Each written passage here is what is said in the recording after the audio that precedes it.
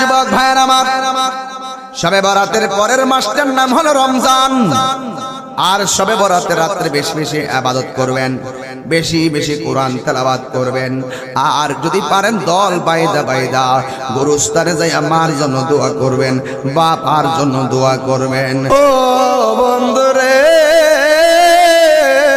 রমজান মাসটা তোরে কাঁদাবে যদি মা ঘরে না থাকে, রমজান মাসটা কাঁদাবে যদি ইফতারে ঘরে বাবা না থাকে।